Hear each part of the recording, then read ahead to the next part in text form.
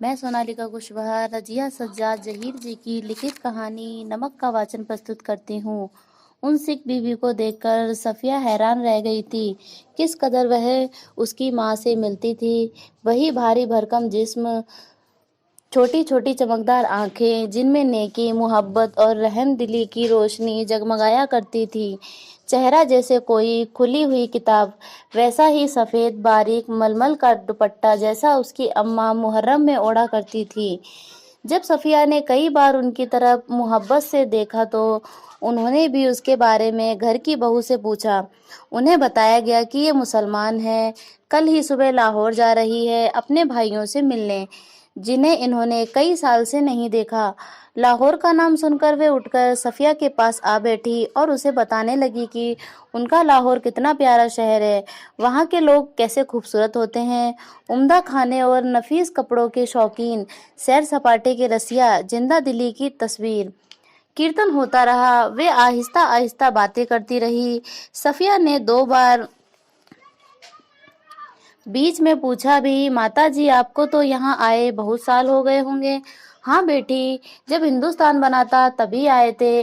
वैसे तो अब यहाँ की हमारी कोठी बन गई है, बिजनेस है, सब ठीक ही है, पर लाहौर बहुत याद आता है। हमारा वतन तो जी लाहौर ही है। फिर पलकों से कुछ सितारे टूटकर दूधिया आंचल में समा जाते हैं। बात आगे चल पड़ती मगर घूम फिर कर फिर उसी जगह पर आ जाती। साड़ा लाहौर। कीर्तन कोई 11 बजे खत्म हुआ। जब वे प्रसाद हाथ में लिए उठने लगी और साफिया के सलाम के जवाब में दुआएं देती हुई रुखसत होने लगी, तब साफिया ने धीमे से पूछा, आप लाहौर से कोई सौगात मंगाना चाहें तो मुझे हुक्म दीजिए। वे दरवाजे से लगी खड़ी थी, हिचकिचाकर बहुत ही आहिस्ता से बोली, अगर ला सको तो थोड़ा सा लाहौरी नमक लाना। 15 दिन यूं गुजरे कि पता ही नहीं चला। जिम खाना की शामें, दोस्तों की मोहब्बत, भाइयों की खातिरदारियां, उनका बस न चलता था कि बिछड़ी हुई परदेसी बहन के लिए क्या कुछ न कर दें। दोस्तों अजीजों की यह हालत कि कोई कुछ लिए आ रहा है, कोई कुछ कहाँ रखे, कैसे पैक करे, क्यों कर ले जाएं, एक समस्या थी। सबसे बड़ी समस्या थी बादामी कागज की एक पुड़िया थी जिसमें कोई शेर भर लाहौरी नमक था। सफिया का भाई एक बहुत बड़ा पुलिस अफसर था। उसने सोचा कि वह ठीक राय दे सकेगा। चुपके से पूछने लगी, क्यों भैया, नमक ले जा सकते हैं? वह हैरान होकर बोला, नमक? नमक तो नहीं ले जा सकते, गैर कानूनी है। और और नमक का आप क्या करेंगी? आप लोगों के हिस्से में तो हमसे बहुत ज्यादा नमक आया है। वह झुंझला गई। मैं हिस्से बखरे की बात नहीं कर रही हूँ। आया होगा, मुझे तो लाहौर का नमक चाहिए, मेरी माँ ने यही मंगवाया है। भाई की समझ में कुछ नहीं आया। माँ का क्यों जिक्र था? वे तो बंटवारे से पहले ही मर चुकी थी। जरा नरमी से समझाने के अंदाज में बोला, देखिए बाजी, आपको कस्टम को गुजरना है और अगर एक भी चीज वैसी ऐसी वैसी निकल आई तो आपके सामान की चिंदी चिंदी बिखेर देंगे कस्टम वाले, कानून जो। वह बिगड़कर बोली, निकल आने का क्या मतलब? मैं क्या चोरी से ले जाऊंगी, छिपा के ले जाऊंगी? मैं तो दिखा के, जता के ले जाऊंगी। भाई यह तो आप बहुत ही गलत काम बात करेंगी। कानून? अरे फिर वही कानून कानून कहे जाते हो। क्या सब कानून हुकूमत के ही होते हैं? कुछ मोहब्बत, मुरब्बत, आदमियत, इंसानियत के नहीं होते? आखिर कस्टम वाले भी इंसान होते हैं, कोई मशीन तो नहीं होते। हाँ, वे मशीन तो नहीं होते, पर मैं आपको यकीन दिलाता हूँ कि वे शायर भी नहीं होते। उनको तो अपनी ड्यूटी करनी होती है। अरे बाबा, तो मैं कब कह रही हूँ कि वह ड्यूटी ना करें? एक तोहफा है, वह भी चंद पैसों का, शौक से ले ले। कोई सोना चांदी नहीं, स्मगलर की हुई चीज नहीं, ब्लैक मार्केट का माल नहीं। अब आपसे कौन बहस करे? अब अदीब ठहरी और सभी अदीबों का दिमाग थोड़ा सा तो जरूर ही घुमा हुआ होता है। वैसे मैं आपको बताए देता हूँ कि आप ले नहीं जा पाएंगी और बदनामी मुफ्त में हम सबकी भी होगी। आखिर आप कस्टम वालों को कितना जानती हैं? उसने गुस्से से जवाब दिया, कस्टम वालों को जाने या ना जाने, पर हम इंसानों को थोड़ा सा जरूर जानते हैं। और सही दिमाग की बात तो अगर सभी लोगों का दिमाग हम अदीबों की तरह घुमा हुआ होता है तो यह दुनिया कुछ बेहतर ही जगह हो जाती भैया। मारे गुस्से से उसकी आंखों से आंसू बहने लगे थे। उसका भाई सिर हिलाकर चुप हो गया।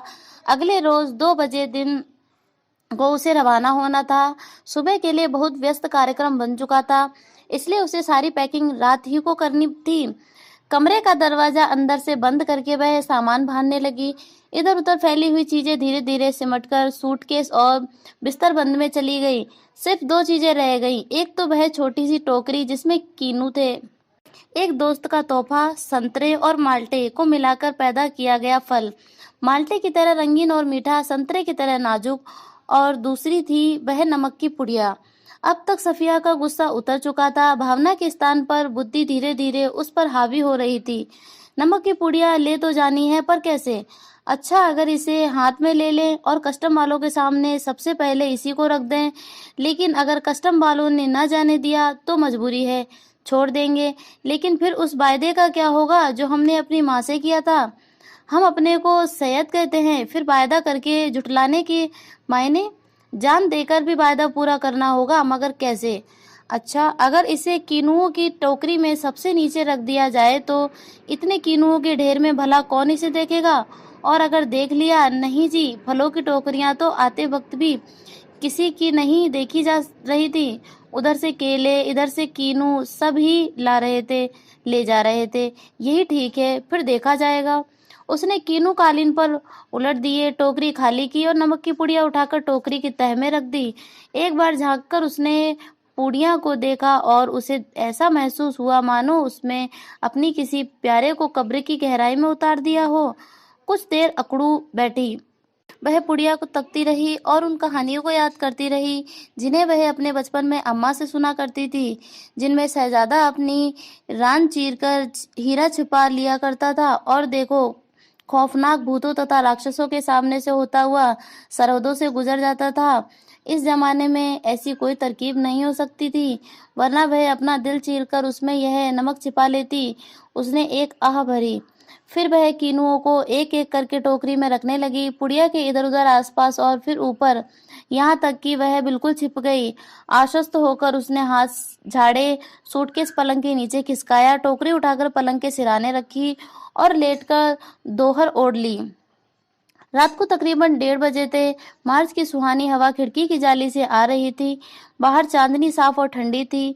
खिड़की के करीब लगा चंपा का एक घना दरख्त सामने की दीवार पर पत्तियों के अक्स लहका रहा था। कभी किसी तरफ से किसी की दबी हुई खांसी की आहट, दूर से किसी कुत्ते के भौंकने या रोने की आवाज, चौकीदार की सीटी और सिर सन्नाटा। यह पाकिस्तान था। यहाँ उसके 3 सगे भाई थे, बेशुमार चाहने वाले दोस्त थे, बाप की कब्र थी, नन्हे नन्हे भतीजे भतीजियाँ थीं जो उससे बड़ी मासूमियत से पूछते, फूफी जान आप हिंदुस्तान में क्यों रहती हैं, जहाँ हम लोग नहीं आ सकते? उन सबके और सफिया के बीच में एक सरहद थी और बहुत ही नोकदार लोहे की छड़ों का जंगला जो कस्टम कहलाता था। कल वह लाहौर से चली जाएगी, हो सकता है साल भर बाद फिर आए। 1 साल से पहले तो वह आ भी नहीं सकती थी और यह भी हो सकता था कि अब कभी ना आ सके। उसकी आंखें आहिस्ता आहिस्ता बंद होने लगीं। फिर उसे एक सफ़ेद दुपट्टे का दूधिया आंचल लहराता दिखाई देने लगा, जिस पर यहाँ वहाँ सितारे झिलमिला रहे थे। हमें वहाँ से आए तो बहुत दिन हो गए। यहाँ हमारी कोठी थी, बिजनेस भी। हम यहाँ बस भी गए हैं, पर हमारा वतन तो जी लाहौर ही है।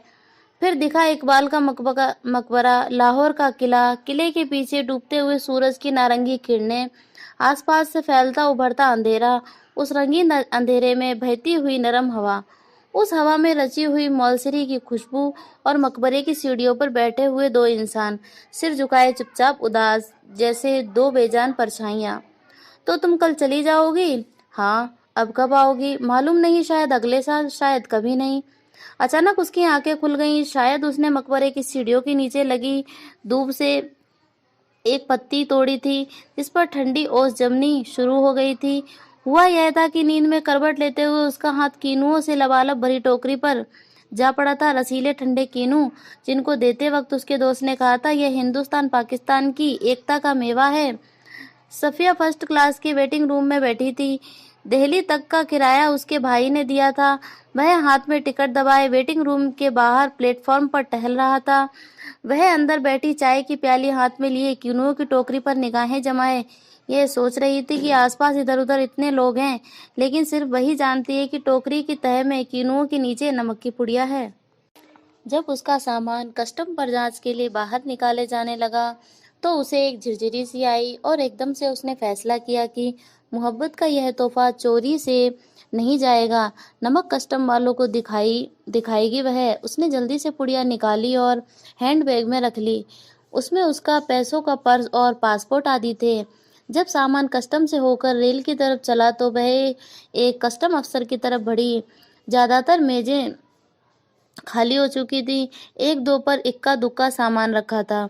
वहीं एक साहब खड़े थे, लंबा कद, दुबला पतला जिस्म, खिचड़ी बाल, आंखों पर ऐनक। वे कस्टम अफसर की वर्दी पहने तो थे, मगर उन पर वह कुछ जच नहीं रही थी। सफिया कुछ हिचकिराकर बोली, मैं आपसे कुछ पूछना चाहती हूँ। उन्होंने नजर भरकर उसे गौर से देखा। बोले, फरमाइए। उनके लहजे ने सफिया की हिम्मत बढ़ा दी। आप कहाँ के रहने वाले हैं? उन्होंने कुछ हैरान होकर उसे फिर गौर से देखा। मेरा वतन दिल्ली है। आप भी तो हमारी ही तरफ की मालूम होती हैं। अपने अजीजों से मिलने आई होंगी। जी हाँ, मैं लखनऊ की हूँ। अपने भाइयों से मिलने आई थी। वे लोग इधर आ गए हैं। आपको आपको भी तो शायद इधर आए। जी, जब पाकिस्तान बना था तभी आए थे, मगर हमारा वतन तो दिल्ली ही है। सफिया ने हैंडबैग मेज पर रख दिया और नमक की पुड़िया निकालकर उनके सामने रख दी और फिर आहिस्ता आहिस्ता रुक रुक कर उनको सब कुछ बता दिया। उन्होंने पुड़िया को धीरे से अपनी तरफ सरकाना शुरू किया। जब सफिया की बात खत्म हो गई, तब उन्होंने पुड़िया को दोनों हाथों में उठाया, अच्छी तरह लपेटा और को सफिया के बैग में रख दिया। बैग सफिया को देते हुए बोले, मोहब्बत तो कस्टम से इस तरह गुजर जाती है कि कानून हैरान रह जाता है। वह चलने लगी तो वे भी खड़े हो गए और कहने लगे, जामा मस्जिद की सीढ़ियों को मेरा सलाम कहिएगा और उन खातून को यह नमक देते वक्त मेरी तरफ से कहिएगा कि लाहौर अभी तक उनका वतन है और दिल्ली मेरा, तो बाकी सब रफ्ता रफ्ता ठीक हो जाएगा। सफिया कस्टम के जंगले से निकलकर दूसरे प्लेटफॉर्म पर आ गई और वे वहीं खड़े रहे। प्लेटफॉर्म पर उसके बहुत से दोस्त, भाई, रिश्तेदार थे। हसरत भरी नजरों, बहते हुए आंसुओं, ठंडी सांसों और भिजे हुए होंठों को बीच में से काटती हुई रेल सरहद की तरफ बढ़ी। अटारी में पाकिस्तानी पुलिस उतरी, हिंदुस्तानी पुलिस सवार हुई। कुछ समझ में नहीं आता था कि कहाँ से लाहौर खत्म हुआ और किस जगह से अमृतसर शुरू हो गया। एक जमीन थी, एक जबान थी, एक सी सूरतें और लिबास, एक था लबो लहजा और अंदाज थे। गालियां भी एक ही सी थी, जिनसे दोनों बड़े प्यार से एक दूसरे को नवाज रहे थे। बस मुश्किल सिर्फ इतनी थी कि भरी हुई बंदूकें दोनों के हाथों में थीं। अमृतसर में कस्टम वाले फर्स्ट क्लास वालों के सामान की जांच उनके डिब्बे के सामने ही कर रहे थे। सफिया का सारा सामान देखा जा चुका था। वह उन नौजवान कस्टम अफसर की ओर बढ़ी, जो बातचीत और सूरत से बंगाली लगते थे। देखिए, मेरे पास नमक है, थोड़ा सा। फिर उसने हैंडबैग खोला और वह पुड़िया उनकी तरफ बढ़ाते हुए, अटकते, झिझकते, हिचकिचाते हुए उनको सब कुछ कह सुनाया। उन्होंने सिर झुका लिया था, सुनते रहे, बीच बीच में सिर उठाते, गौर से उसे देखते, फिर सुनने लगते। बात पूरी हो गई तो उन्होंने एक बार फिर सफिया को ऊपर से नीचे तक देखा। धीरे से बोले, इधर आइए जरा। चलते चलते उन्होंने एक दूसरे से कहा, इनके सामान का ध्यान रखिएगा। प्लेटफॉर्म के सिरे पर एक कमरा था। वे उसके अंदर घुसे। सफिया दाखिल होते हिचकिचाई। वे मुस्कुराकर बोले, आइए आइए ना। जेब से रुमाल निकालकर उन्होंने कुर्सी को झाड़ा और बोले, बैठिए। सफिया ने पुड़िया और बैग को मेज पर रख दिया। बाहर की तरफ झांककर उन्होंने एक पुलिस वाले को इशारा किया। सफिया के पैर तले की जमीन खिसकने लगी। अब क्या होगा? 2 चाय लाओ, अच्छी वाली। पुलिस वाला सफिया को घूरता हुआ चला गया। फिर उन्होंने मेज की दराज खींची और उसमें अंदर दूर तक हाथ डालकर एक किताब निकाली। किताब को सफिया के सामने रखकर उन्होंने पहला सफ़ा खोल दिया। बाईं ओर नजरुल इस्लाम की तस्वीर थी और टाइटल वाले सफ़े पर अंग्रेजी के कुछ धुंधले शब्द थे। शम्सुल इस्लाम की तरफ से सुनील दास गुप्त को प्यार के साथ ढाका। तो आप क्या ईस्ट बंगाल के हैं? हाँ, मेरा वतन ढाका है, उन्होंने बड़े फक्र से जवाब दिया। तो आप यहाँ कब आए? जब डिवीज़न हुआ तभी आए, मगर हमारा वतन ढाका है। मैं तो कोई 12-13 साल का था, पर नजरुल और टैगोर को तो हम लोग बचपन से पढ़ते थे। जिस दिन हम रात यहाँ आ रहे थे, उसके ठीक 1 वर्ष पहले मैंने सबकी पुराने सबसे प्यारे बचपन के दोस्त ने मुझे यह किताब दी थी। उस दिन मेरी सालगिरह थी।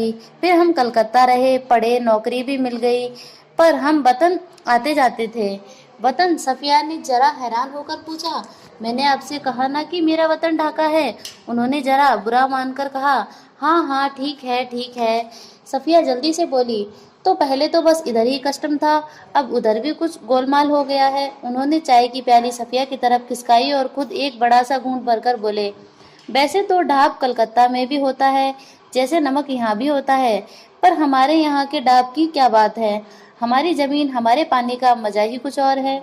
उठते वक्त उन्होंने पुड़िया सफिया के बैग में रख दी और खुद उस बैग को उठाकर आगे आगे चलने लगे।